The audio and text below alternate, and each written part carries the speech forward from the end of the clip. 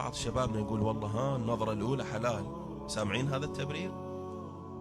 ويظل فاتح عيونه ما يرمش حتى شنو تبقى النظرة الأولى هاي، الآن عيونه تدمع وأنا بعدني بالنظرة الأولى.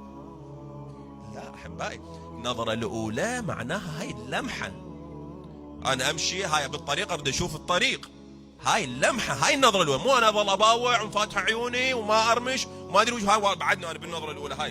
لا هذا مو صحيح.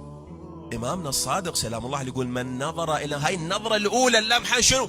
بعد دار وجه، ظهر له الشيء بالموبايل فجأة مباشرة انقلب، ما ركز بالحرام، ما باوع للحرام، يقول الإمام الصادق سلام الله عليه لم يرتد إليه طرفه إلا أعقبه الله إيمانا يجد حلاوته.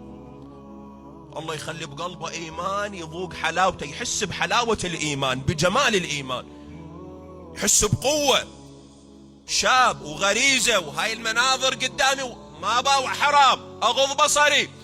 الله عز وجل يعطيه حلاوة الإيمان، يخليه يذوق الإيمان، حلاوة الإيمان يذوقها. هذا اللي يغض بصره عن الحرام، يحس روحه قوي، يحس روحه مؤمن، وأن يغض بصره عن الحرام.